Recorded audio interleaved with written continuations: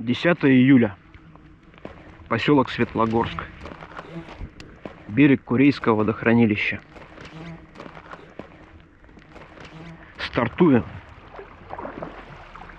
И пойдем мы в город Норильск. Через плато Путарана. Нить маршрута в этом году пролегала через один из самых зрелищных водопадов на плато. Большой Эркендинский водопад. За 38 дней нами пройдено 400 километров по озерам, 30 километров пешком, 160 километров по течению рек и 60 километров против течения. Финишировали мы 17 августа на берегу реки Норильская.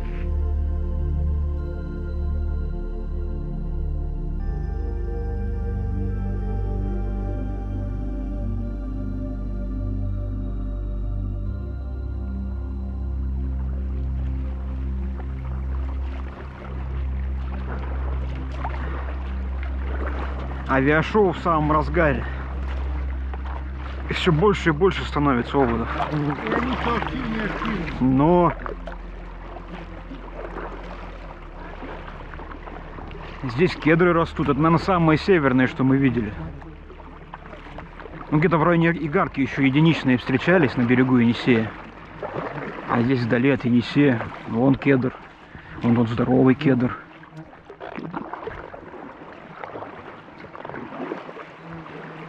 Мы с Олегом решили, что вот здесь щука есть. А по карте ручей впадает, наверное, какая-то щука караулит, мониторит трафик с ручья.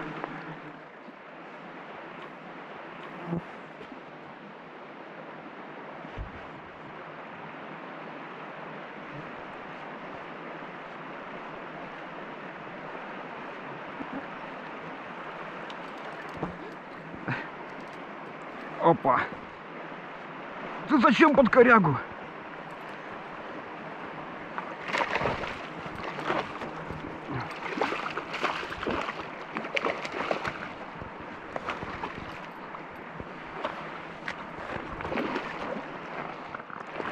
Иди сюда.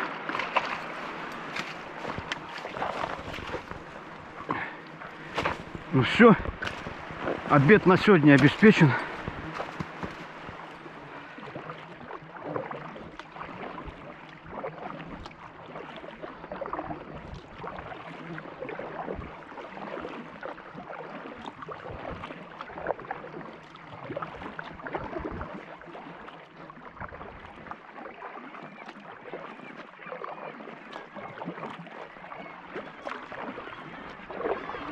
У чаек истерика случилась. Это их остров. А есть где палатку ставить?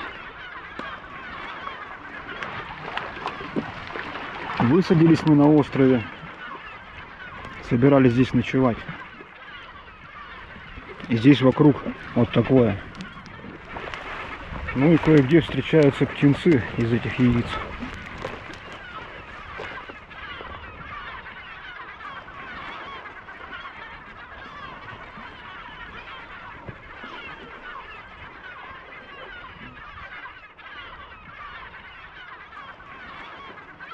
Уступили мы остров чайкам. Слушать их невозможно, да и птенцов жалко. Чай попили и пошли дальше. Нашли новый остров. Вроде чайками не занят. Сейчас глянем на предмет ровной полянки под палатку. Если нет, пойдем дальше вдоль берега смотреть места. Вот гнездо с яйцами. Все острова живностью заняты.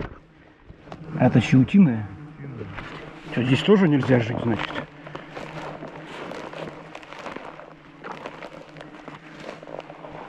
Поехали дальше. Кругом кто-то детей разводит. Наша стоянка. Наконец нашли место, где птицами не занято. И птенцы не бегают. Вид хороший. На мысу встали. Сегодняшний окунь уже хватит. А щуки сделаем густую уху в сливочном соусе. Да по-фински. По-фински. Ну, типа.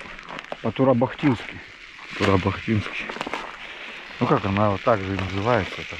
Ну там, правда, сливки, но у нас не сливок.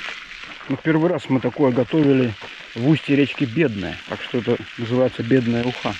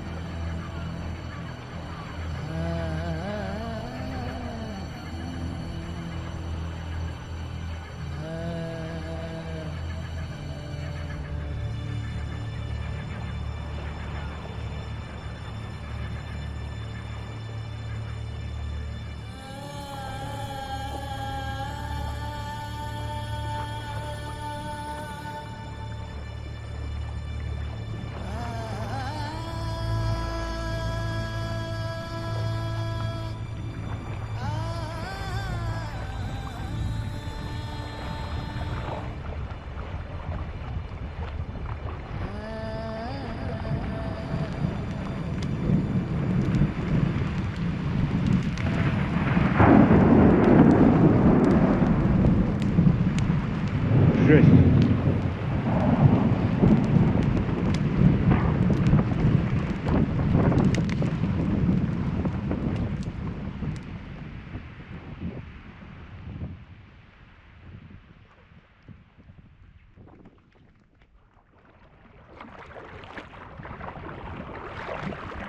О, да тут можно фильмы про Кикимору снимать.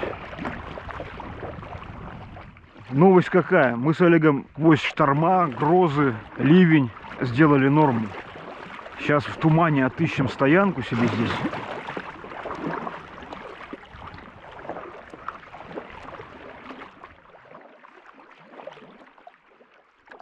Место-то для палатки А я еще не смотрел. в этой сказке найдется. Но теперь уже без вариантов, надо где-то тут вставать. Поскольку силы у меня закончились.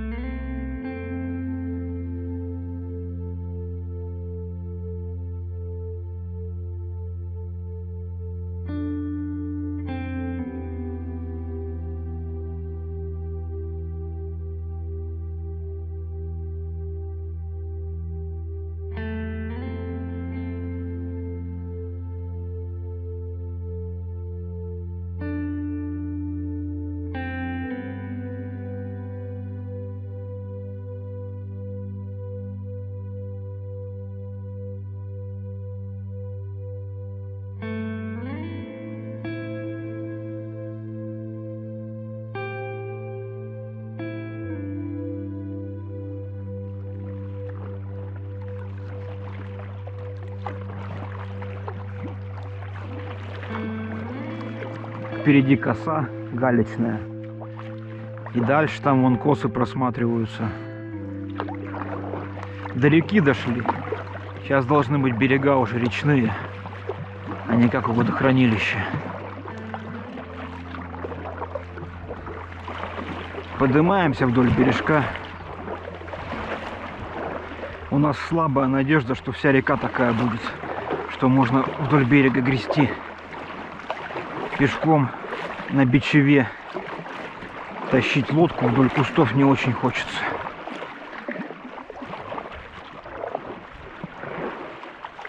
Хариус играет на этой струе. Нам пока не до рыбалки.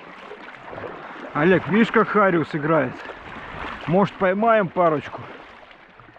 Отдохнем заодно. Ну ты нашел время. Не время, да? Ладно, дальше что же будет? Да смотри, как он прыгает. На этой струе кормится сейчас. Прошли мы перекат. И речка подуспокоилась. Течение теперь не так давит. Гребем себе и гребем. Мы уже начали подозревать, что самый сложный участок прошли. Ну, хотя кто его знает, что там впереди.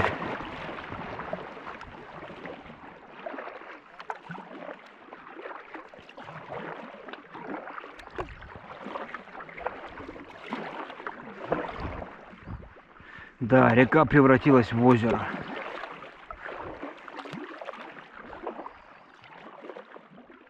Подымались по течению сильному, не до рыбалки было. Тут решили все-таки порыбачить. Олег забросил блесну и вытаскивает вот этого хариуса. Неправильного хариуса. И опять щуку поймали. Ну и забрали, короче, ее. Здесь щука неплохая. Она тут хариуса кушает. Не вонючая. Мы пожарим. Может, что там, котлетки какие-нибудь сделаем.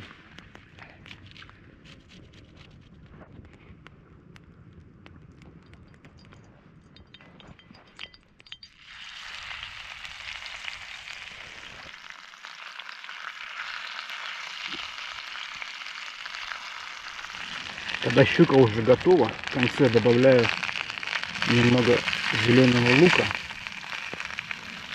чтобы он прогрелся и появился запах обжаренного лука. Такой приятный луковый.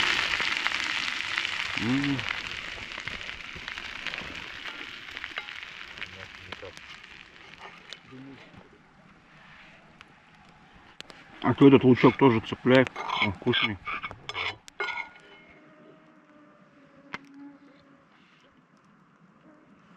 А что получилось?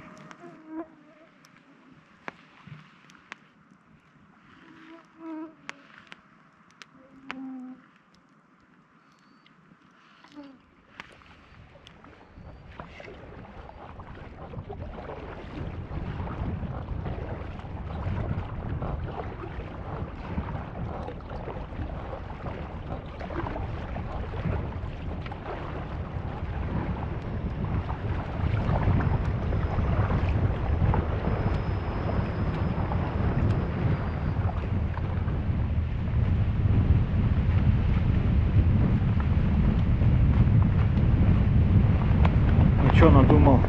Пережидаем? Ну что, ну я не знаю, как здесь плыть. Ну давай подождем чуть-чуть. Олег, там есть песочный небольшой пляжик, там скорее всего ветра нету. Сейчас попробуем спрятаться. Наверх?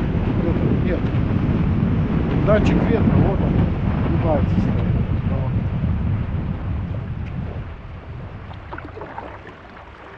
Ну вот, ветра нет. А пляжик, конечно, микроскопический, зато без ветра и с дровами. Выглядит необычно. Экзотический пляж.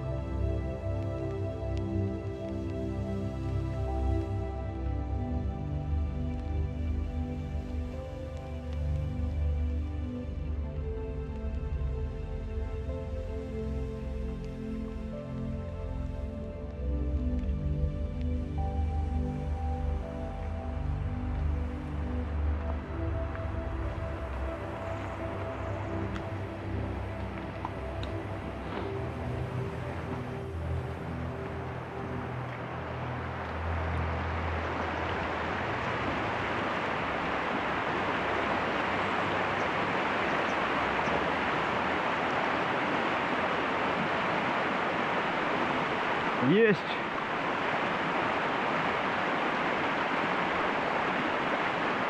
И такой нормального размерчика.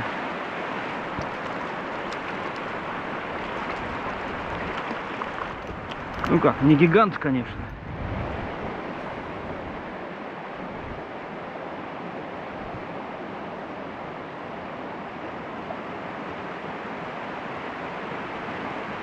Оба, Евгеньевич какого выдернул.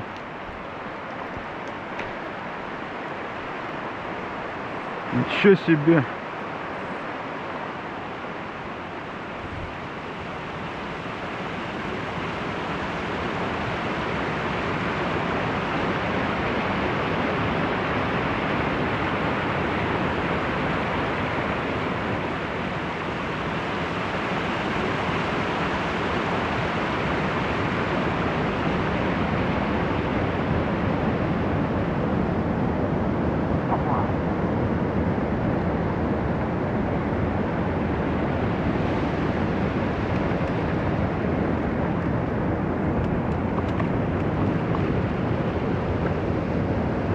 Олег, смотри какие!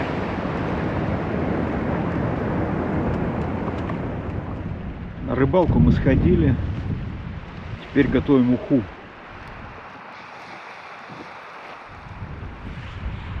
Там бульон уже готов. Закинули куски рыбы финальные. Скоро будет уха из хариуса.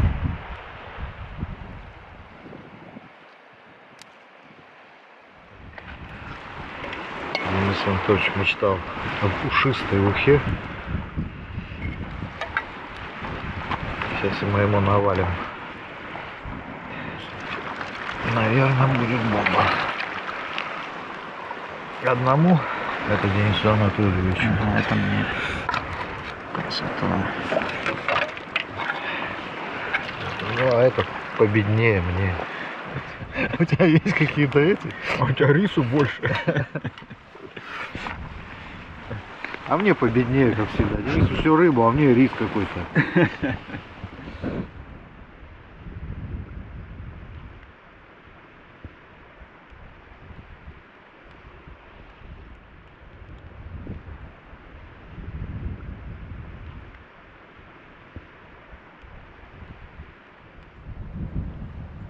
«23 июля. Стоянка напротив нашего Волока. Вон туда пойдем. На озеро Гудкен.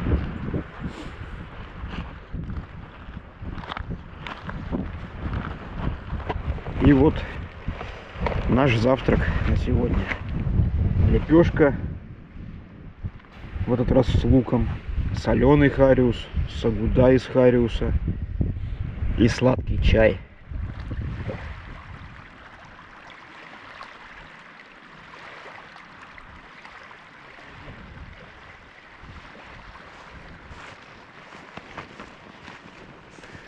Сейчас дождь кончился, камеру появилась возможность включить.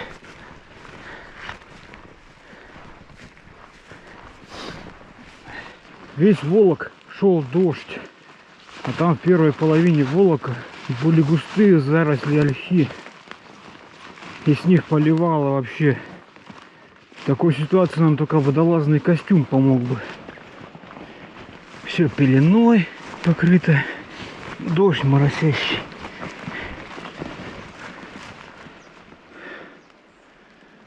Фу. Ну все, пришли.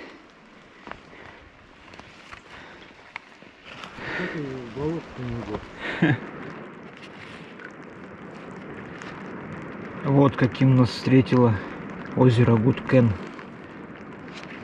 Облака начали как будто бы фрагментироваться. Вроде даже солнце начало проглядывать.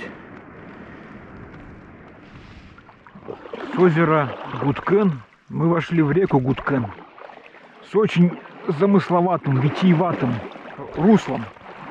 Мы так и плывем, абсолютно мокрые, после Волока в непролазных кустах во время дождя.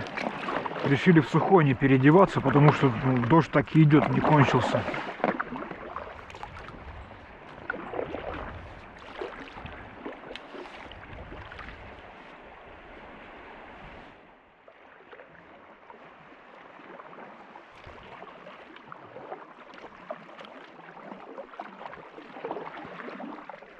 солнце. Так приятно. Вчера и позавчера еще сложно было представить, что такое возможно. На озере вода спокойная, нет шторма, нет дождя, светит солнце.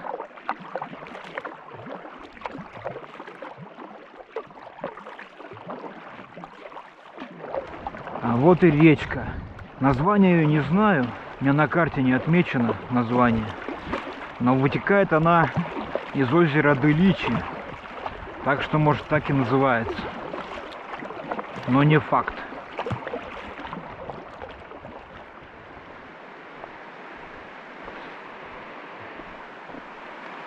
На обед у нас хариус, да?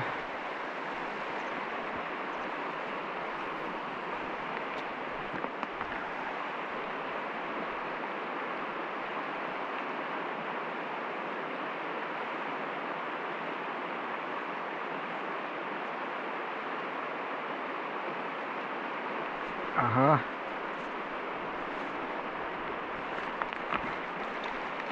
Ничего, тут кабаны какие. Вот это харюзина. У тебя такой же? Еще больше, что ли?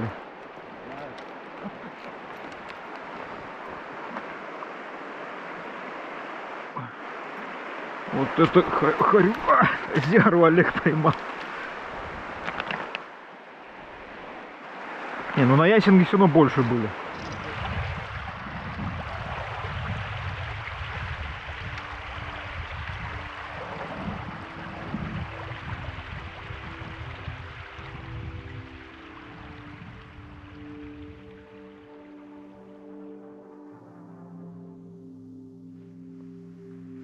Утро 26 июля.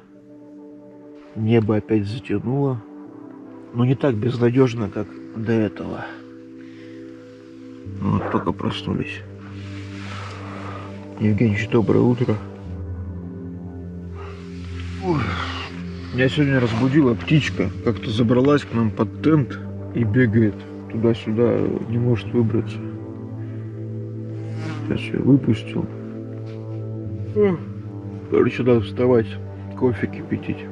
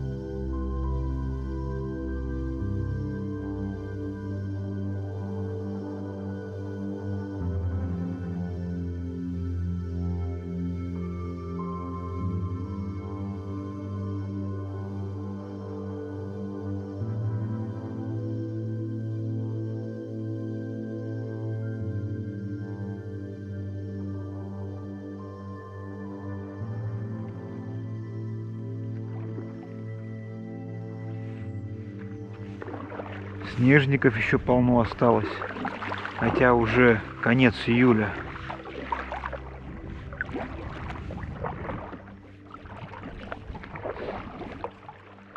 А нам с Олегом скоро в Волок.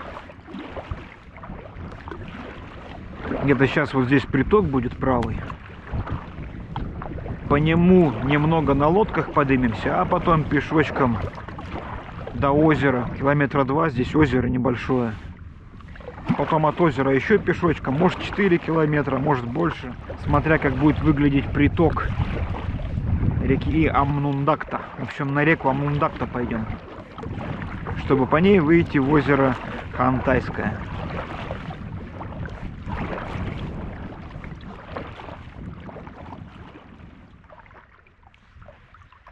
Вот и наш приток.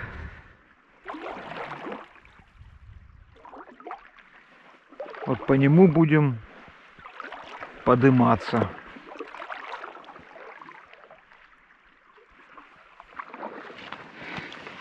Опять мы в Волоке. Но в этот раз идти гораздо проще. Дождя нет, солнца нет. за гору спряталась. Ольхи, прочих кустов нет. Ровная дорожка, беломошник.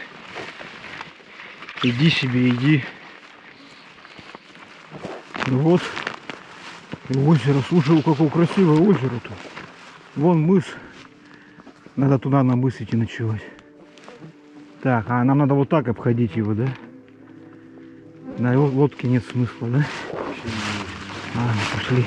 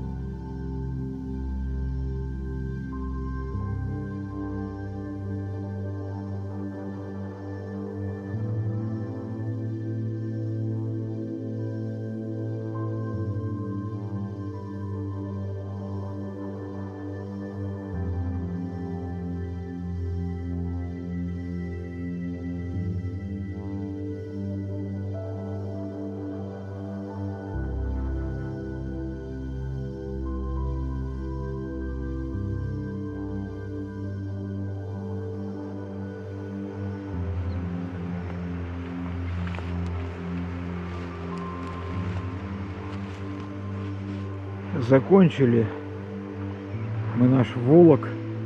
Пришлось до самого устья этой речки дойти. Вот здесь она сливается с другой рекой, и отсюда уже можно сплавляться. И прям в устье здесь лагерь поставим.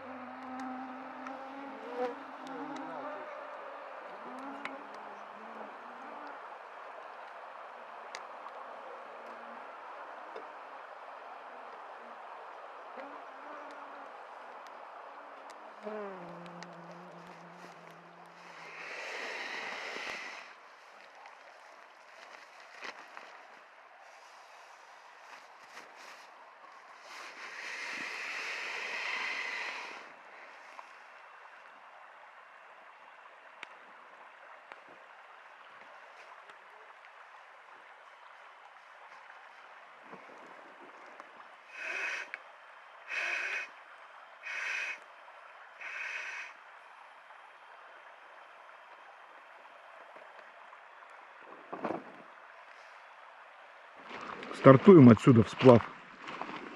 Выглядит, конечно, нереалистично, но там ниже протоки соединяются, и, скорее всего, больше будем в лодке время проводить, чем пешком идти.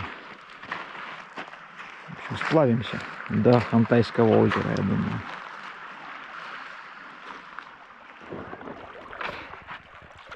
По струе идти, это вообще нормально. Но будем надеяться, что без пеших прогулок обойдется по этой реке. Глубокая ямка стоят на Хариусе. Им здесь больше просто негде стоять. Все мелкое.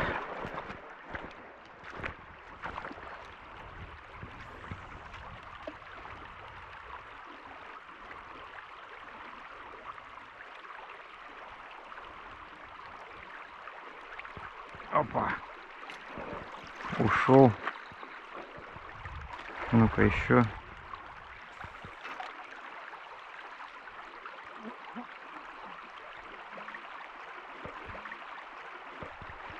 Есть.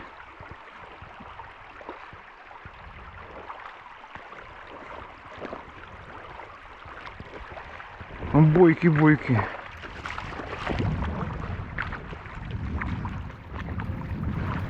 Вот такой бойкий хорюзок.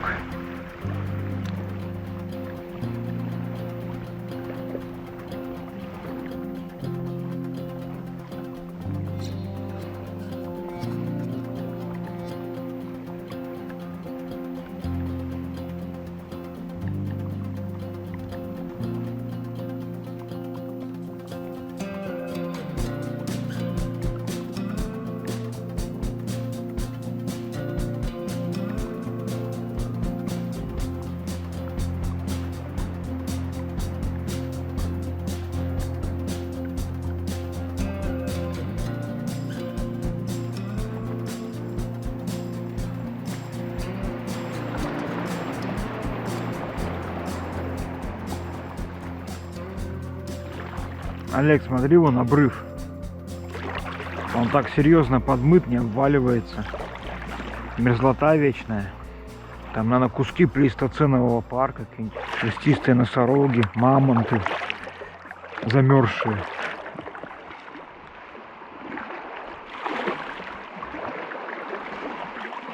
Олег, мимо проскочу.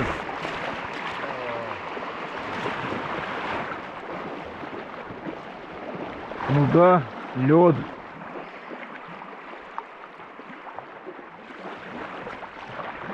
И запах такой странный. Но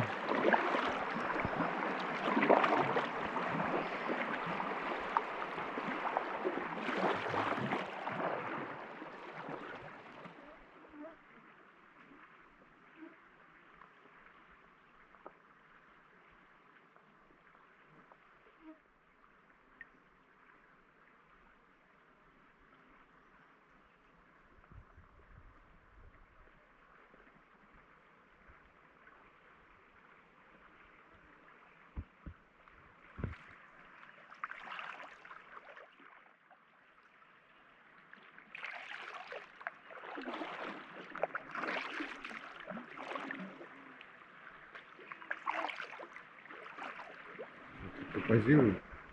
он просто понять не может, что такое, кто такие, что делать. Мы просто большие уточки.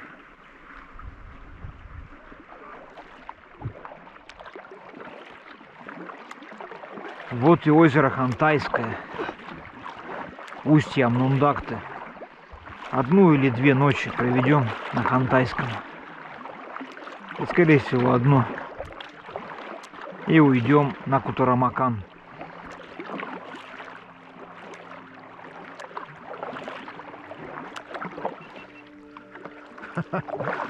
Это вызов, что ли?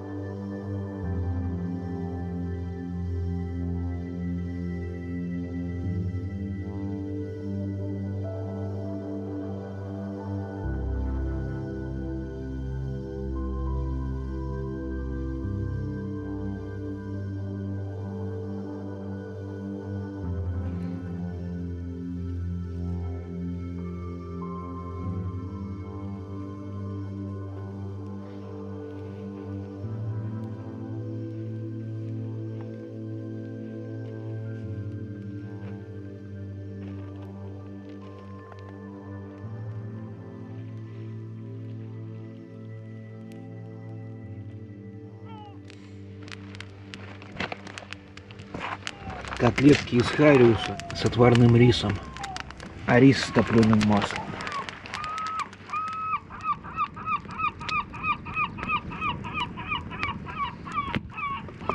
Мы что-то говорим, губы шевелятся, а звук а звук от чая.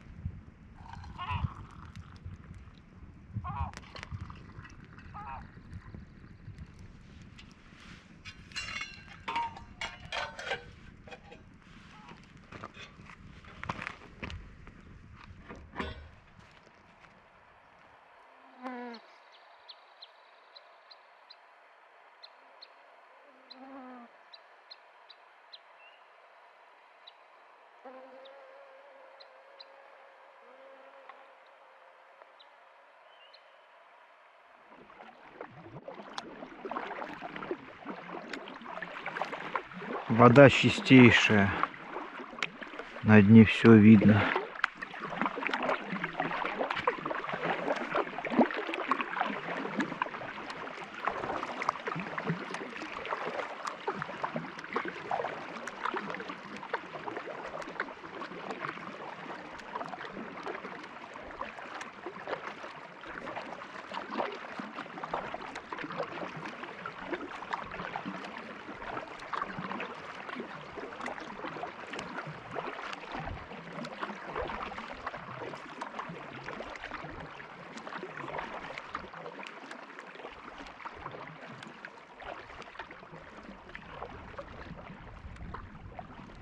Устье реки Кутурамакан.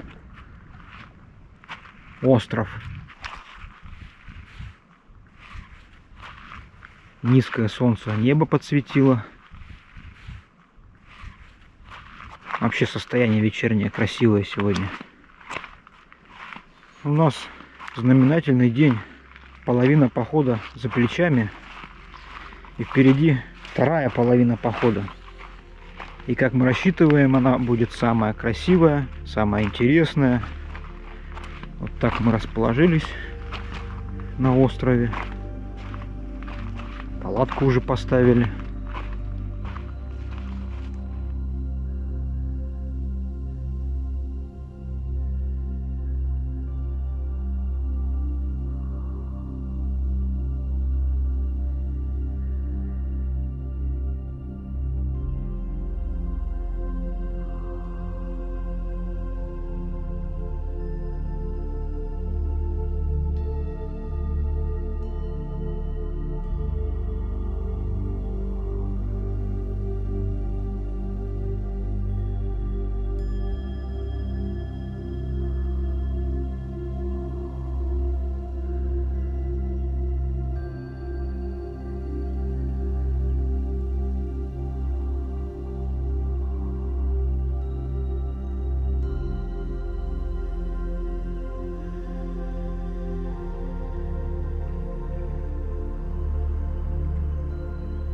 Отчаливаем с острова. Как раз туман начал рассеиваться. Горы такие, как призраки в дымке появляются.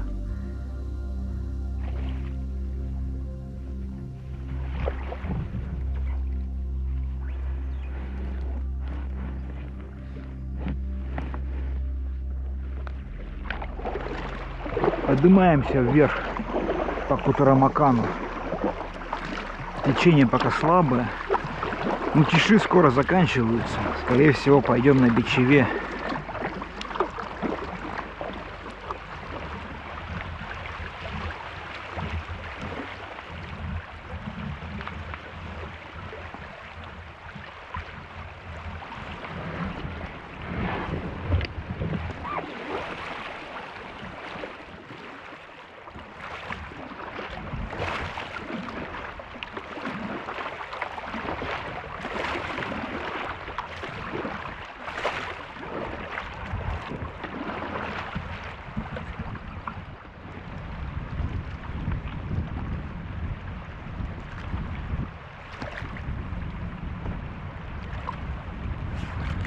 Мы половину сегодняшней нормы поднялись, развели костерчик.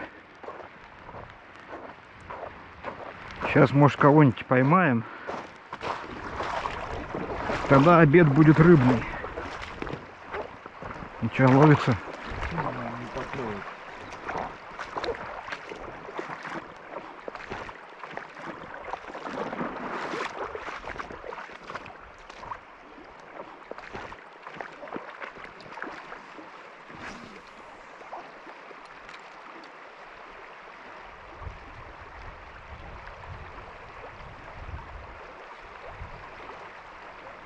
Ага, есть. Но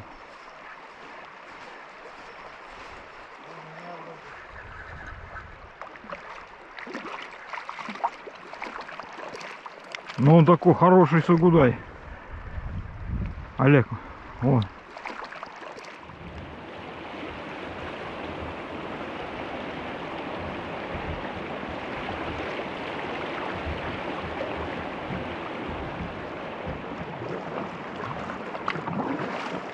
Дошли до притока Кутарамакана. В этом районе у нас запланирована стоянка. В общем, норму выполнили. Пора вставать на ночь. А что такое? На камень встал.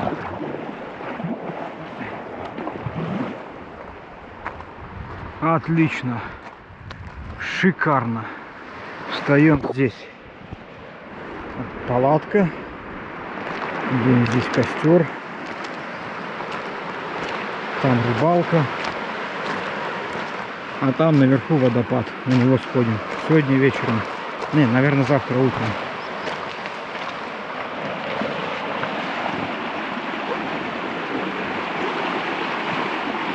Стоянка шикарная. На, иди посмотри. Она работает, поснимай. Что такая вдруг это? Что за акция? Какую-то стоянку тут рассказывают шикарную. Ну-ка. Ну да, везде стоит. Лавка. Костер. Отлично.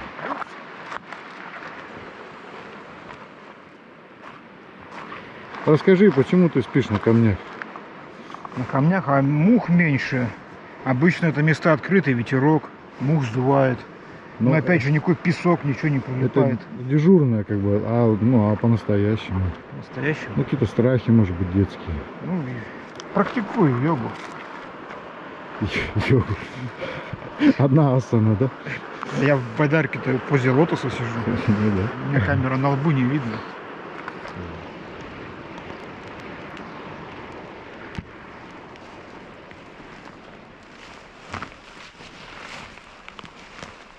Утро 31 июля. Мы с Олегом его начали овсянки и продолжаем утренней гимнастикой. Пошли на водопад.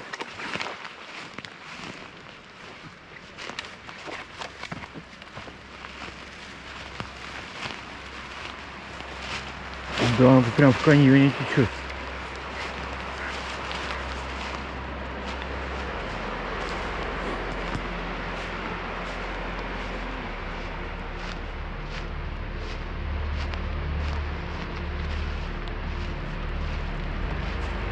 А вот и водопад.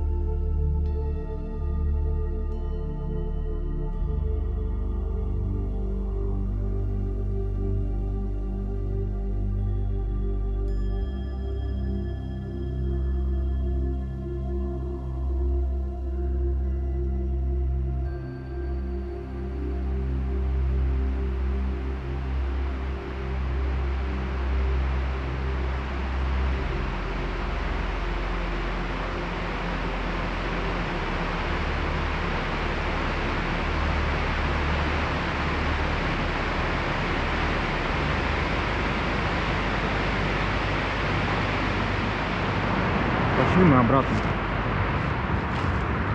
на нашу стоянку.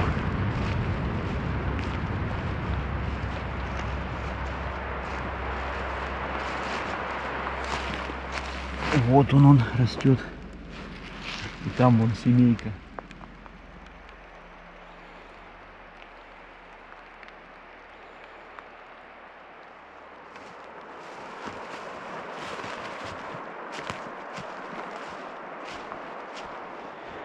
С водопада идем, кругом грибы. Сейчас опять будем грибы жарить. Так, подсолнечного масла я туда добавил, сушеного лука добавил, тушеное мясо. Еще добавим разведенного сухого молока. Как это называется? Блюдо. Кутарамаканский жюльен. Да, это как Жан-Поль Ротега.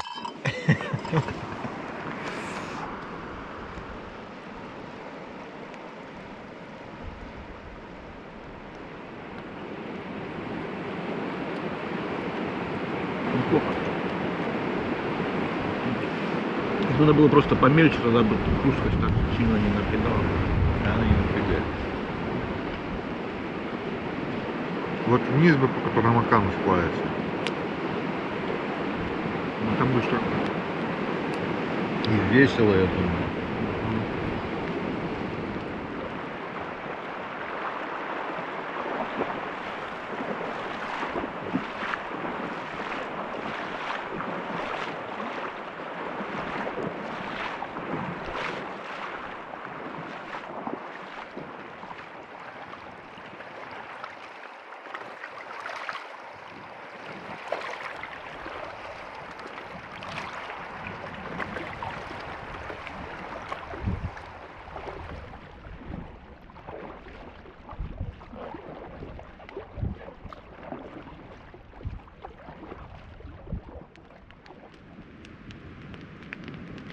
Костер жаркий развели, греемся. С костром даже немного переборщили. Жарище, вообще к нему не подойти, к костру. Теперь ждем, когда прогорит, чтобы готовить начать.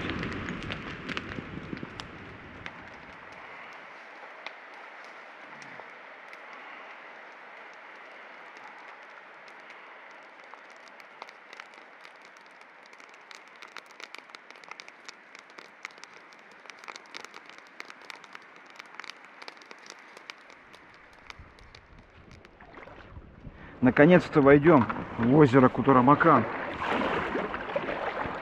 Вчера в озеро заходить не стали, ветер сильный был, вот здесь скрылись от ветра. А он уже, вон, его уже видно.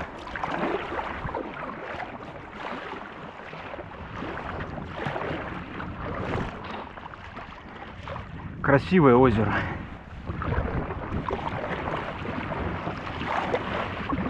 Тени облаков ползут по горам.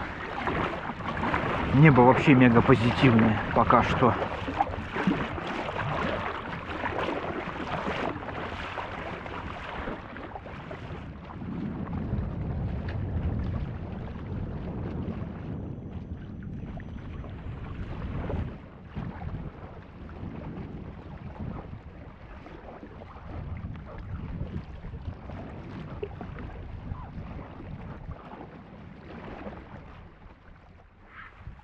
Хороший. Это кто? Щука, что ли? Или голец? Кто там такой? Щука. Или с нее котлеты сделаем?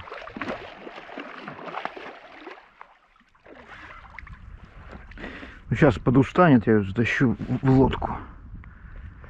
Ничего она. Какая здоровая! О!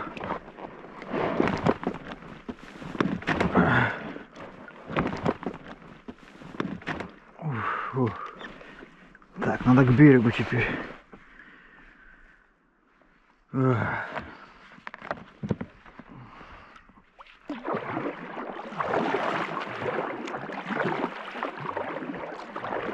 Во какая! Блесну достать не смог, придется ее забирать. Я думаю, здесь щука нормально. Съедим с Олегом. Все, встаем здесь. Место очень красивое. И состояние прям супер. Надо лагерь разбивать.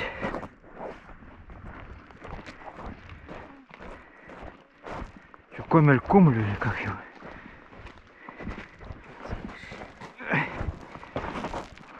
Ну все, костром мы обеспечены.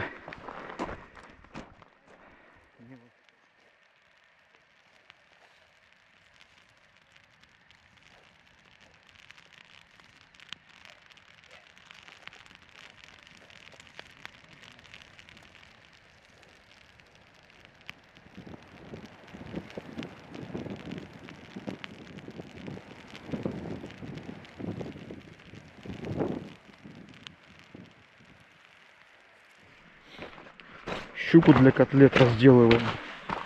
В топляке доску нашли.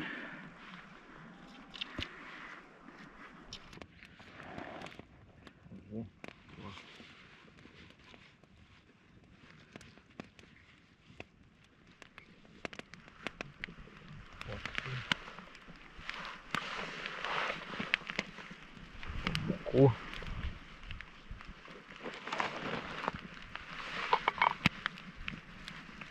Ну и по стандартной старой схеме делаем котлетку.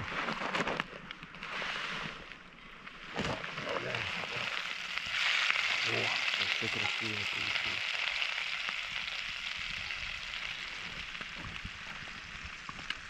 Ну, чай закипает. Ну даже к чаю сейчас будет по паре котлеточек. Отлично. Вообще супер. Сейчас мы горячий чай сладкий с парой котлеток для поднятия настроения.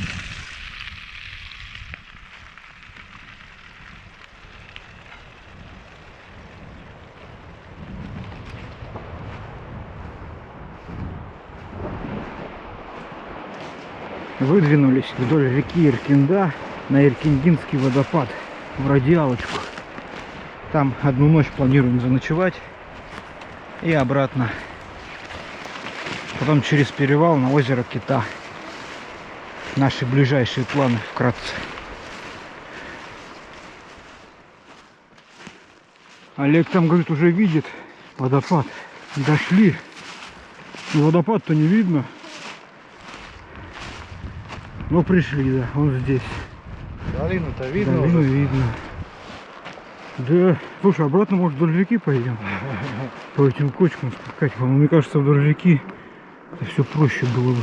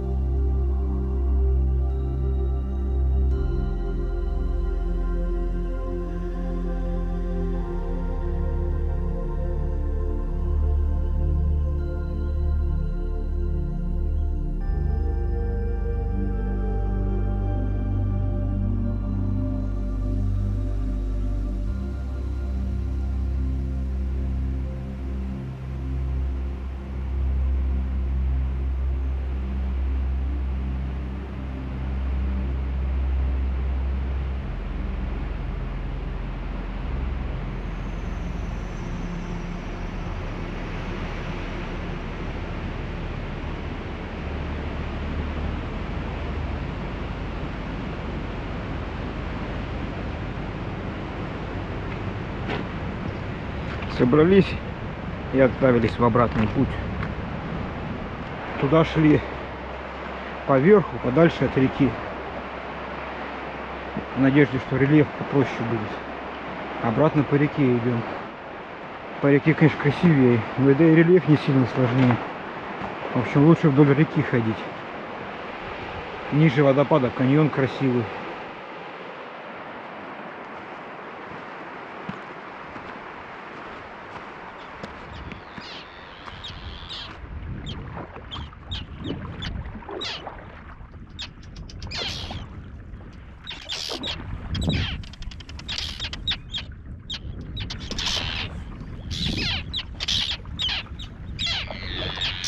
Ничего их тут сколько этих крачет.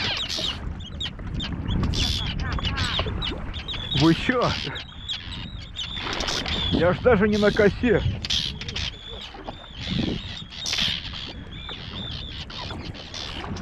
Чё это они? Мы даже к их островам не подходили. Может, тут стайка рыбы ихняя какая-нибудь? Наша рыба. Это которые на Хантайском на нас нападали. Оказывается, они чемпионы на нашей планете по продолжительности сезонной миграции. Они лето здесь, за северным полярным кругом, а зимой улетают за южный полярный круг, в Антарктиду. Вот такие вот полярные крачки.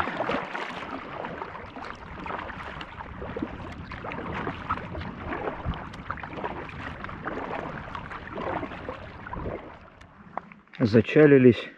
Отсюда будем стартовать в Волок. Напротив горы Чаекит. Она в тень погрузилась. Там даже как будто больше стало.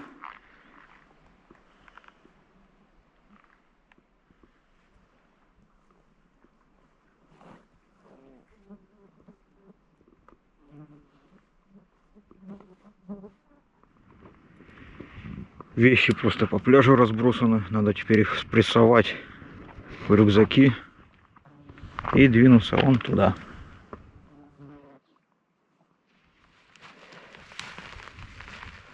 На Волоке почти набрали высоту. Почти седловина уже. На подъеме не снимал, там пот 7 ручьев тек. Тропа затерялась куда-то. Тут тропа то ли звериная, то ли человеческая. Межвидовая, короче. По ней идем.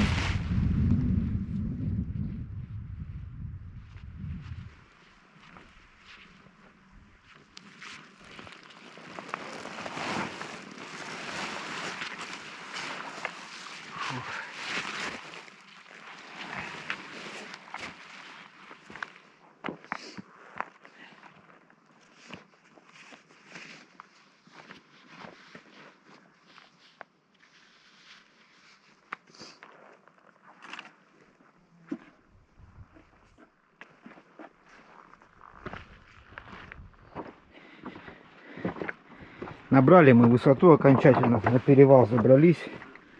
И на озерцо сейчас за водичкой попить. Гнус. Глаза залепляет.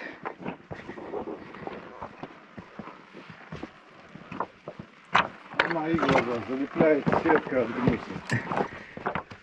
А Олег в вуале, как обычно.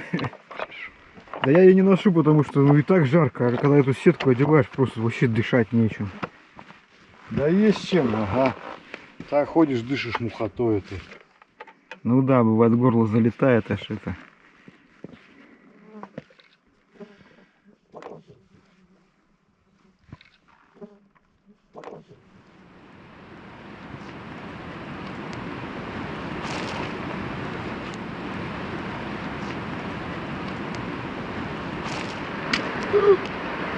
Что? Держалку сломалась. Аварийная ситуация. Палка-держалка не выдержала.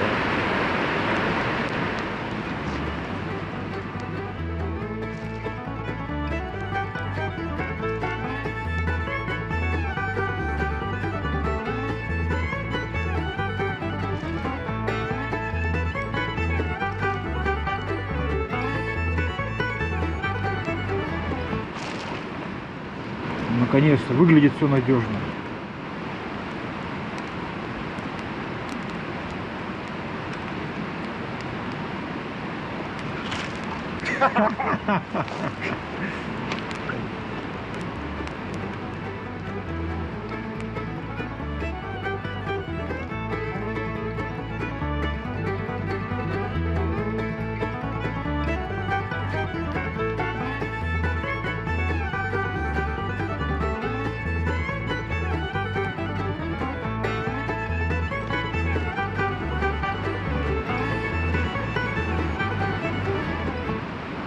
Да нормально получается. Поставим музыку из какого-нибудь комедийного шоу.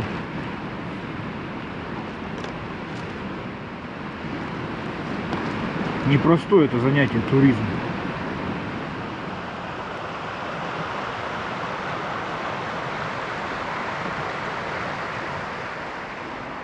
Ну не факт еще, что здесь рыба есть. Вода падает, может она скатилась уже вся.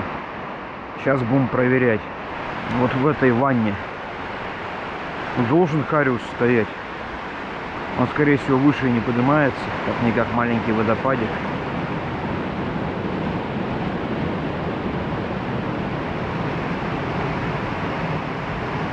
Взял.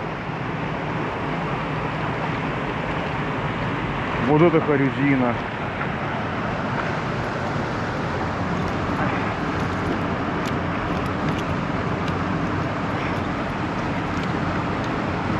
Вот такие тут живут.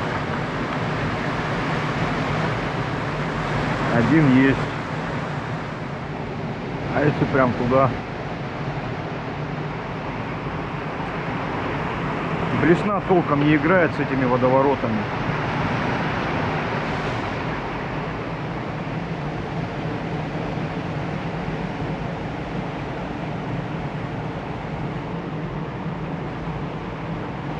Ах, взял прям здесь. О, вот этот хороший.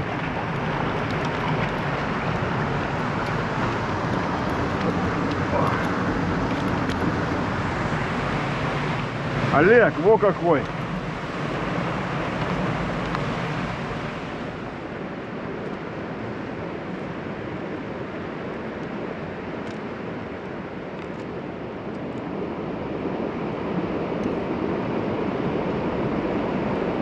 Значит, сейчас я ем вершки, а ты корешки. Потом мы рыбу переворачиваем и едим в обратную сторону. Ну, мы раньше так не делали. Помню. Надо есть, да? Рыбу в фольге когда ты ел последний раз? А, рыба в фольге, да. Ну, примерно то же самое. Ну, не одно и то же. Тут же как бы еще элементы копчения такие есть. Спасибо, Евгеньевич. А главное, посуду мыть не надо. Мы выдвинулись изучить окрестности. Вот эта ванна нам уже знакома. Мы тут харюзов ловили. На рожне уже приготовили, съели, посолили. Осталось пожарить. Мы это после экскурсии вернемся, пожарим.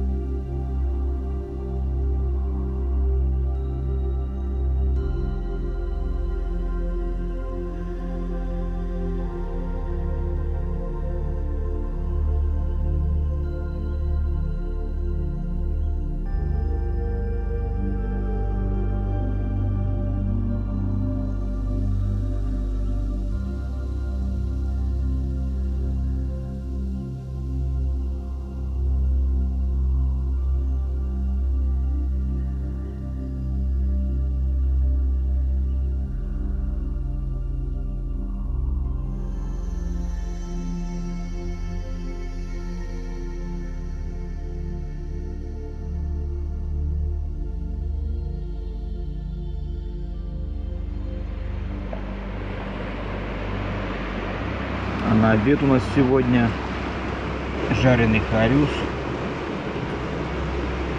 картофельное пюре скоро поспеет, горячий сладкий чай, пюре с молоком сухим и с топленым маслом.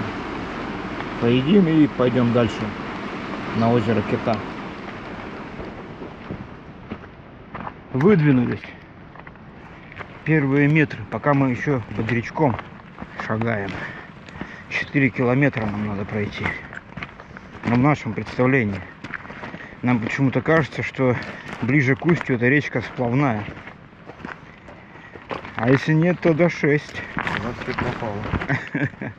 Да, в любом случае дойдем, доковыляем до Киты.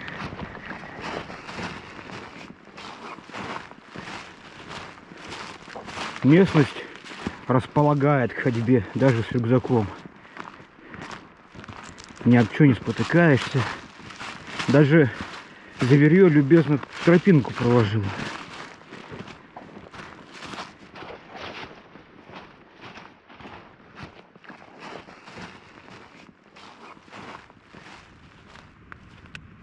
Кофе или что, чай, да? А я кофе. Ну сейчас что-нибудь есть надо готовить, а я уже спать хочу.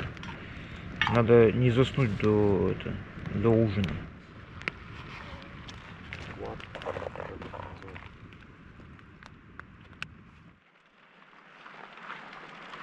Утро 8 августа. На небе не облачко. На горизонте намеки есть на облака. Но, в принципе, опять обещается жара. Мы уже собираемся постепенно, скоро отплываем. Вот там на коптере проверили. Вон тот каньон. Там водопад небольшой есть. Поближе сюда, на первом ярусе. И вот налево каньон уходит. Там огромный высокий водопад. Воды в нем немного, но высота большая.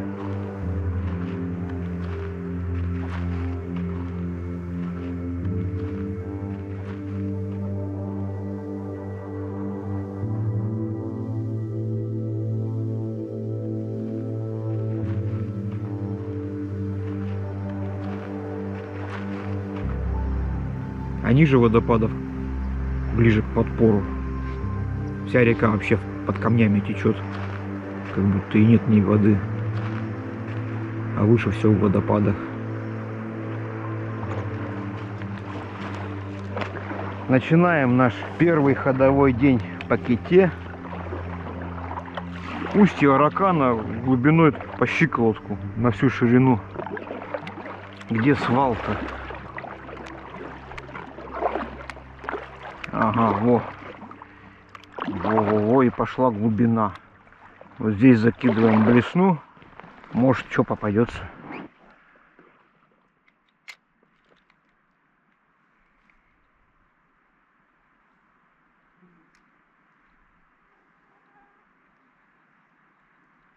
Сидит. Это он, скорее всего, за блесной побежал. Он прямо в направлении блесны шел.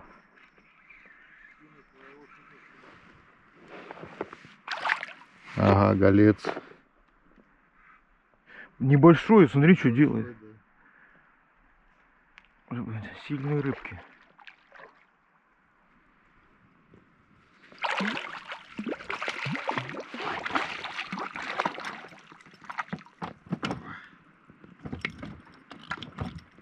Поздравляю вас. Спасибо.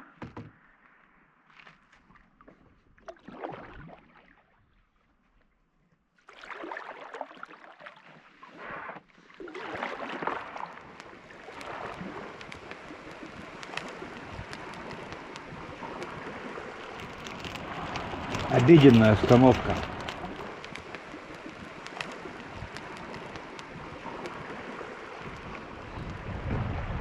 Готово. Оладьи с луком и оладьи сладкие. Наш обед. Комплект к ним. Голубика со сгущенкой и рыба соленая.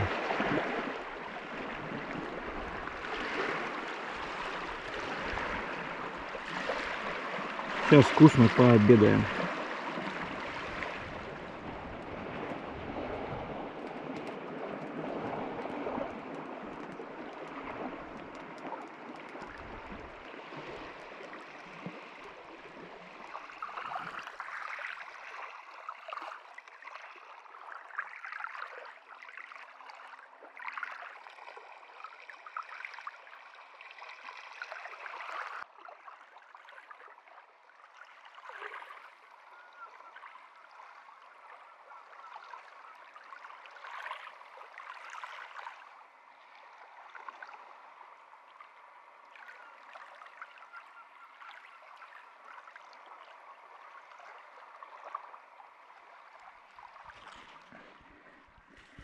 Ну, когда вот грунт такой неустойчивый, крупный песок, колья он не держит, вот такие камни используем.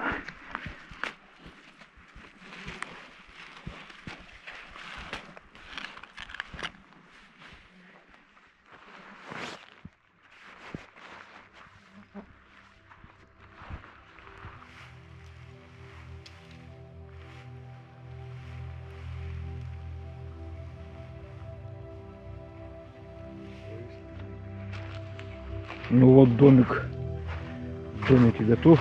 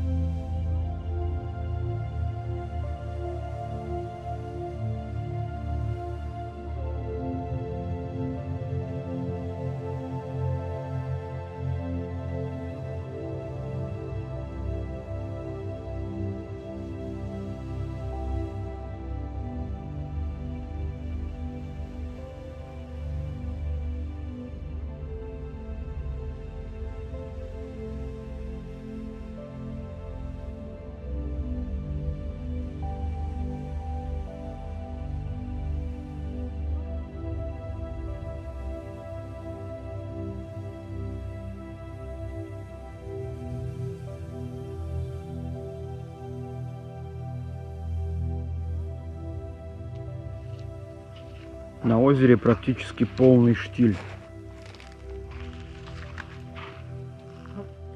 Но это потому, что мы не гребем. Когда выплывем, обязательно будет ветер. Внутренние палатки из-под тента мы убрали. Там под тентом тепло, мошкары не будет. И помоемся. Холодной воды в герму набрали, сейчас подливаем туда горячей. До достижения желаемой температуры. Лавка есть, микротазик.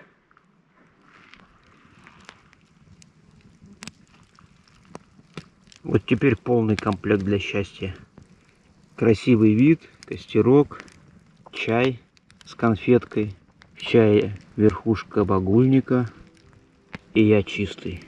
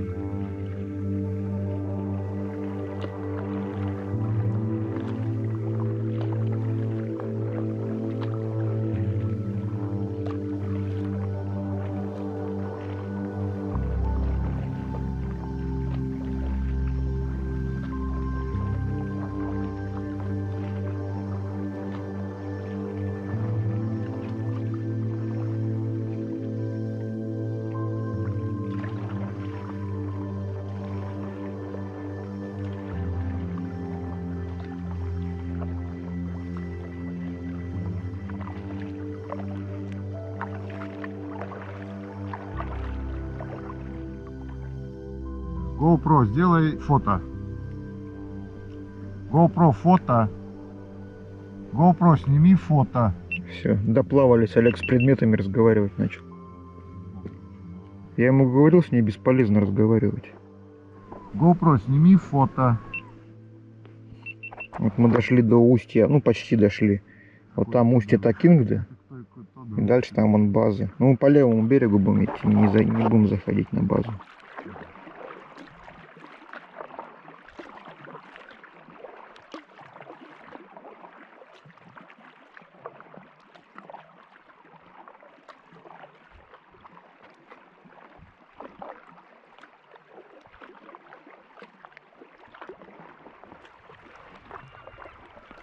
Вот и наш островок.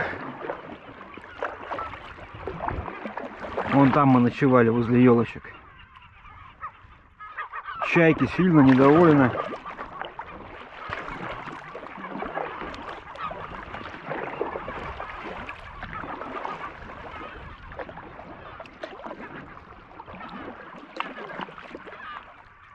Вот тут мы и ночевали.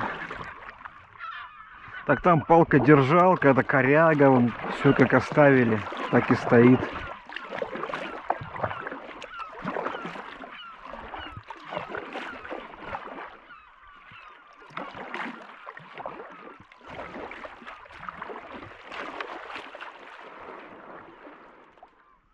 Вот какие-то такие ракурсы есть в фильме.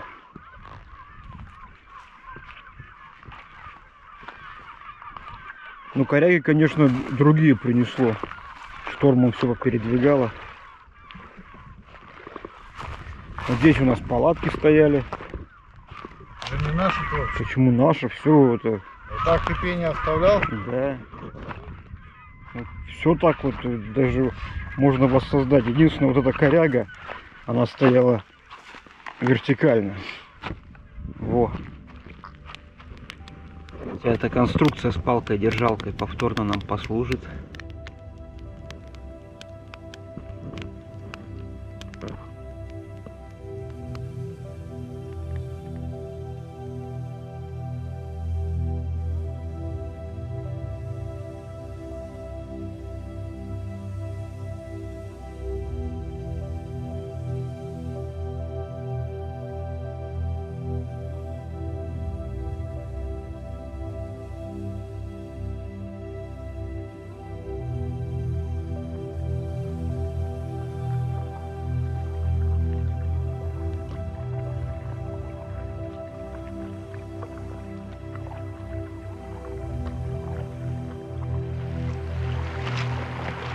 Выбрали мы место для стоянки.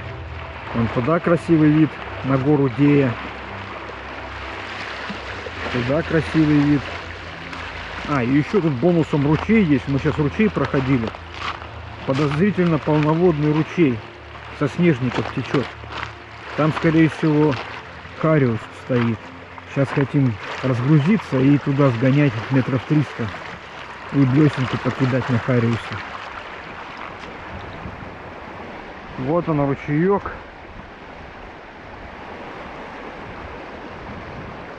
Попробуем.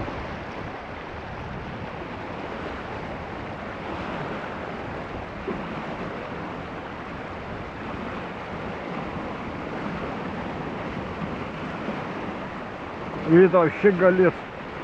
Как-то так сопротивляется. Просто на течение, наверное.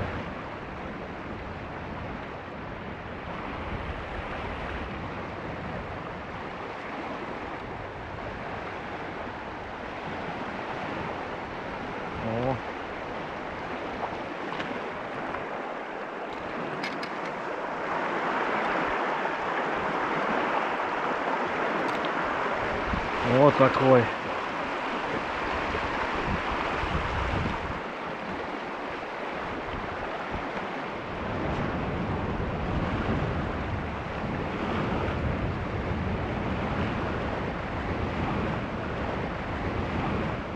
Есть еще один.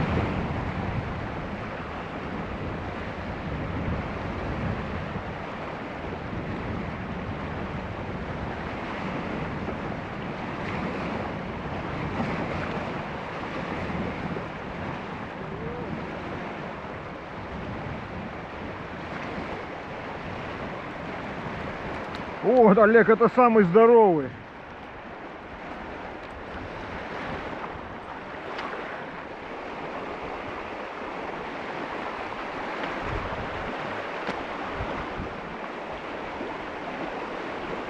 покажи плавник. О! С плавником.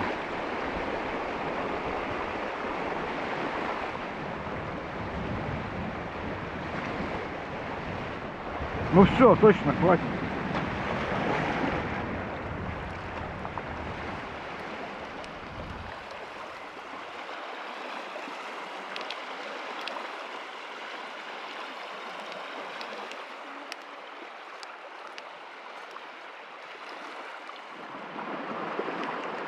В большом котле уха варится, сковородка греется под рыбу в кляре, чайник кипятится, а вот филе, кляр. Сейчас будем готовить.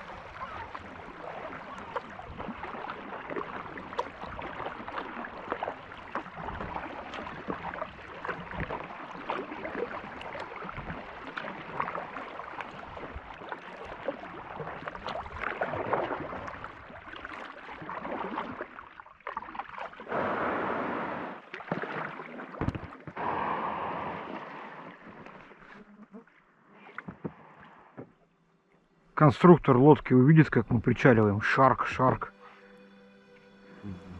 Шарк это акула, акула. Акула, акула. Ты же немецкий в школе изучал. Или шарк по-немецки тоже акула. Хотел на этот холмик залезть, но пока что вижу кое-что поинтереснее. Целая поляна полярных маков. Вон светятся.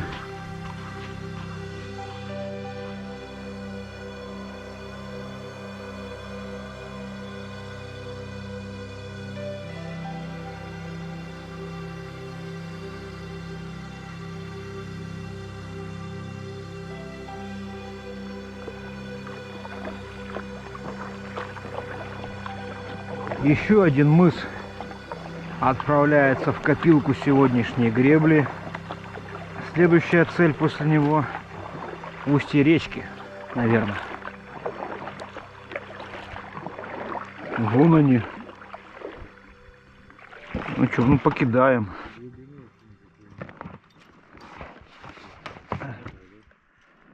Ну кто-то же здесь кормится. Думали сигов половить. Они, кстати, за блесной ходили, сиги.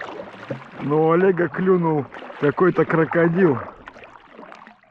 Бери, ну, ужин будет лучше, чем без рыбы. Ничего, он здоровый. Да к себе в лодку, мне не надо такого. Давай выбросим. Ну а что, будем голову крупу есть, что ли? В чем здесь голову крупу? Он мне лодку пробьет с этими своими перьями ужасными. Ну пошли на берег. Сейчас ты ему их устранишь.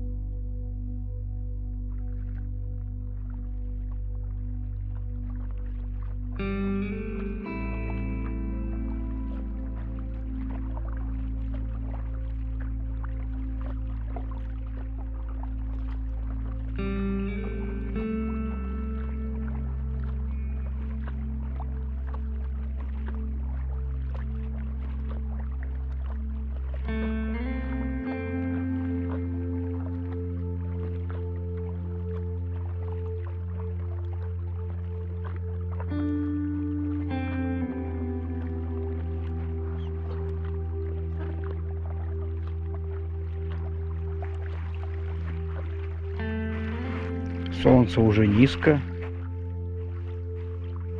И мы встали на ночевку. Традиционно на мысу. Ну, не традиционно, но стараемся места на мысу выбирать, чтобы по все стороны было красиво. Сейчас займемся приготовлением этого монструозного окуня. А потом, наверное, уже палатку поставим. Вот он, окушок. Маленький. Шипы у него, конечно, ужасные были. Сантиметров 8, наверное. 9.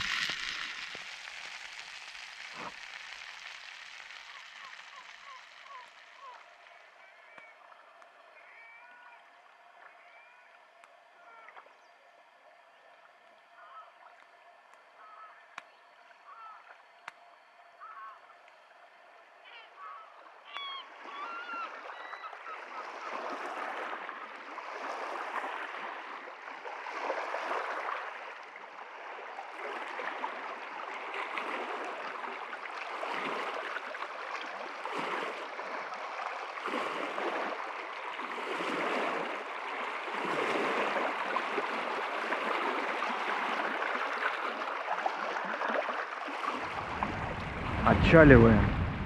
Внезапно волна поднялась. Ну, ветер хотя бы попутный. Нам вот этот здоровый залив пересекать, тут волнение меньше. Половину можно сделать. Йо! А где ты такой полезный?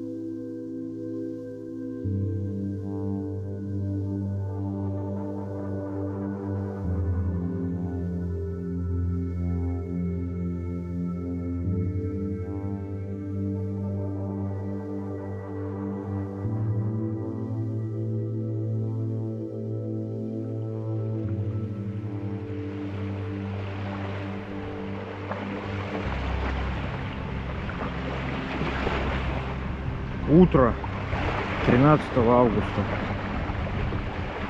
Ветер усилился. И сдается мне, при таком волнении пойдем мы на рыбную по тундре. Здесь по воде всего 4 километра до истока речки. Но даже эти 4 километра по такой волне мало приятного грести. Прощальный взгляд на озеро Кита. И уходим в тундру.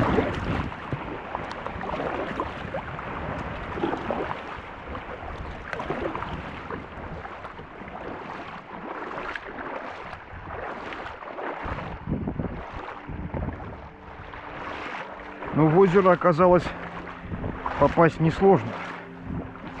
Перегребем. И останется там перетащить километрик.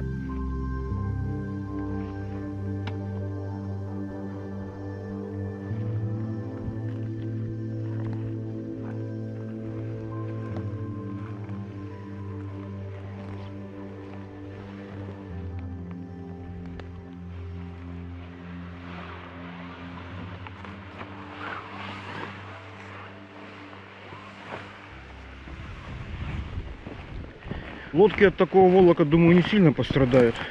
В основном по багульнику. По нему она хорошо скользит.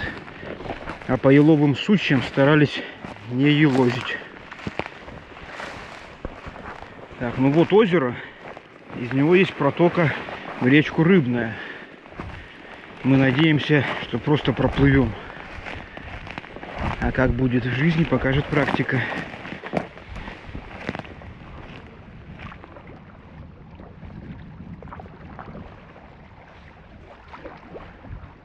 Может, в конце этого переката покидаем, на вечер Хариуса возьмем.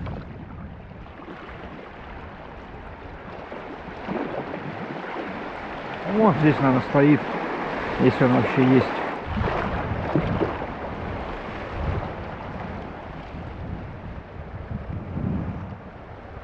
Олег кого-то поймал.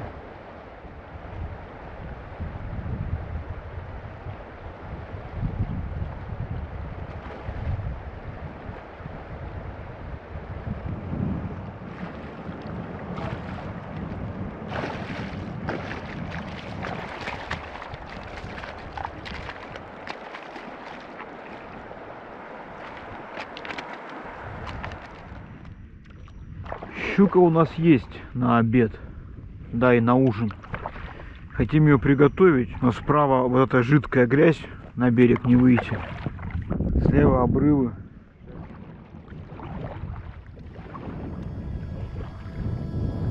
Разминка ног на холмах.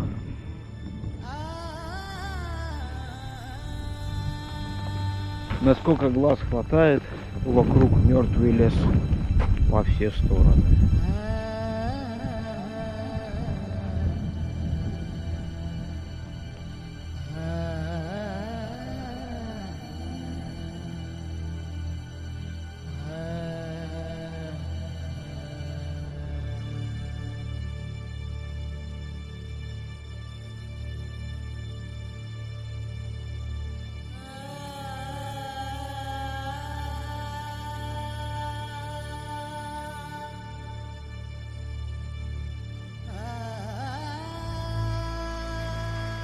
Столько леса померло. Но много молодых деревьев нам восстановится. Вон там вот молодая поросль.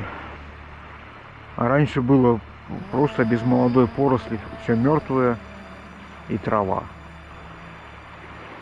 Сейчас все это попозитивнее выглядит. С молодыми деревьями.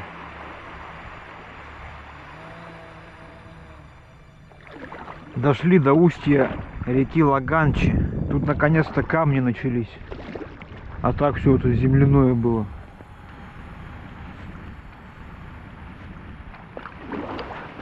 Камни эти есть. Что это? Ну это как на Котуе были. Это то, на чем покоится все вот это вот Вата Путарана. Основание базальтовой толщи.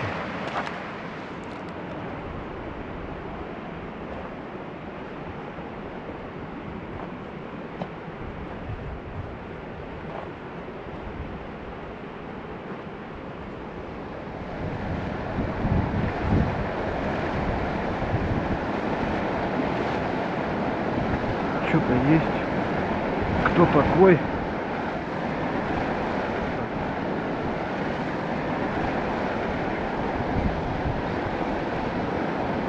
Кто-то сильный. Кто такой?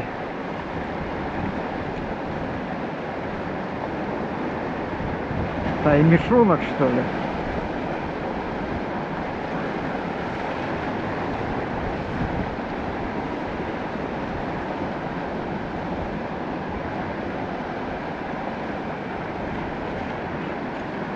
Ух ты какой, а! Таймень! Ох ты красавец! Свечка, ага. Только у меня опять четверочка там.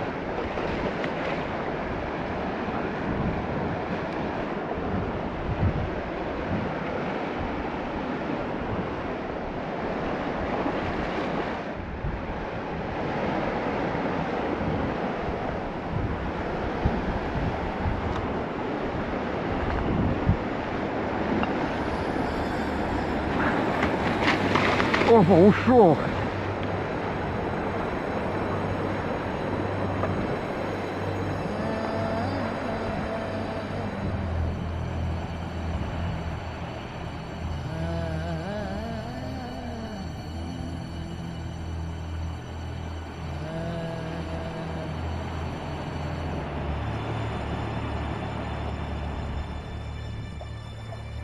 Красивая речка.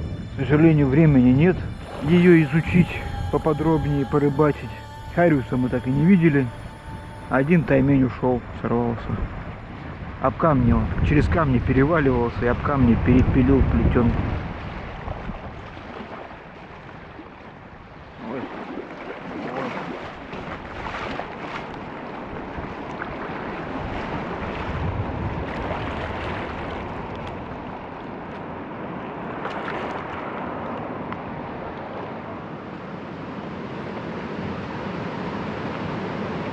И встали мы на ночь.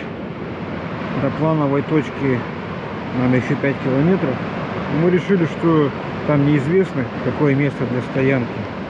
А здесь такие плиты ровненькие, удобные, живописные. Мы решили здесь встать. Опять делаем котлеты.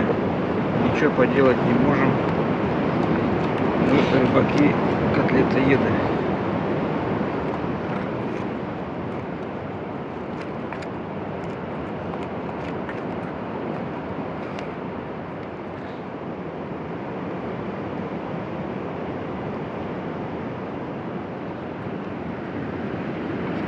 Олег, а если кускус добавить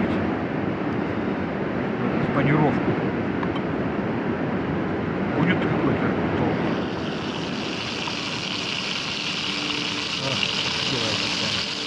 Красавицы, котлетки.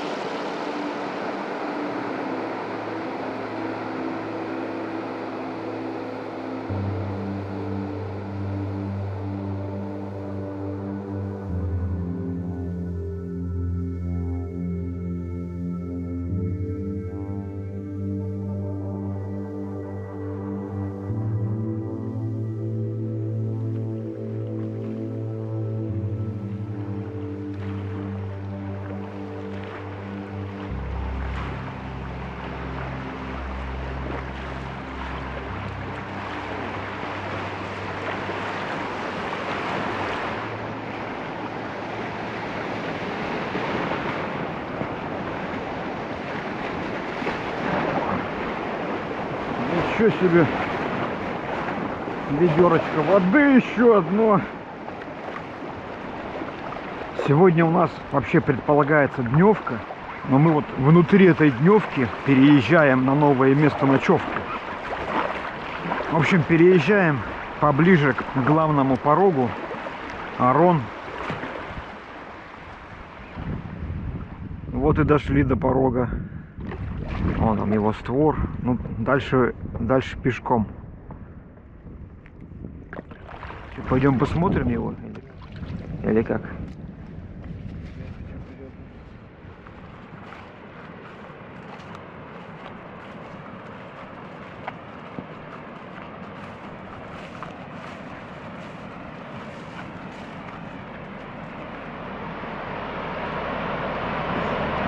В принципе, вот здесь и ночевать. Или дальше вон площадка.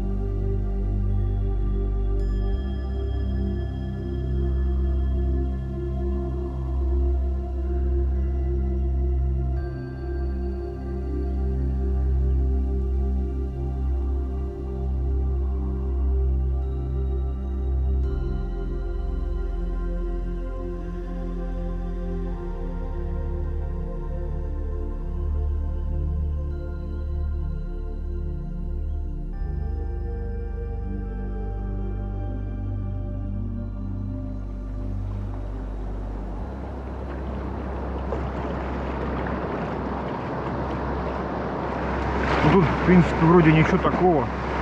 Вышли, посмотрели, можно скатиться.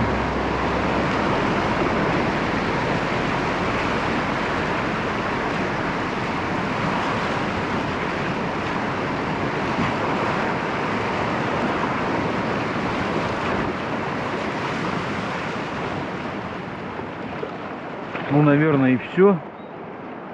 На этом бурная часть рыбной заканчивается.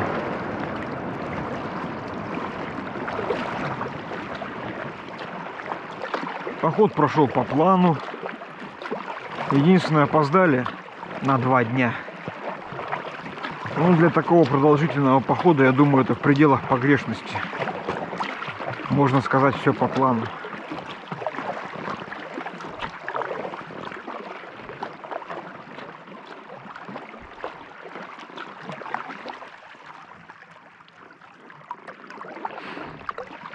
Чалимся, смотрим.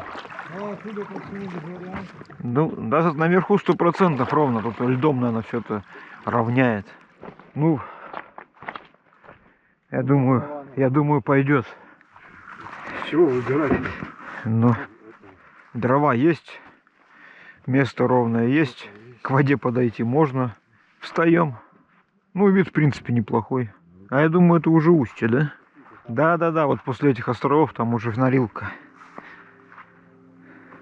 Вдали Талнахские горы, они же Харайлах.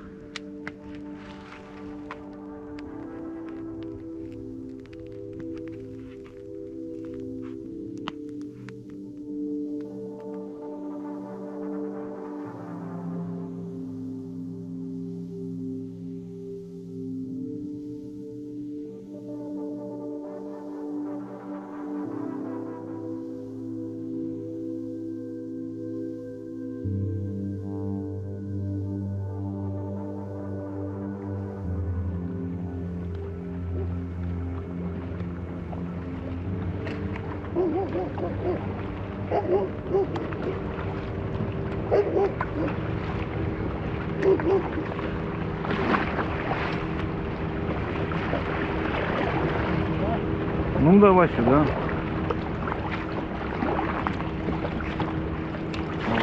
Камни страшные.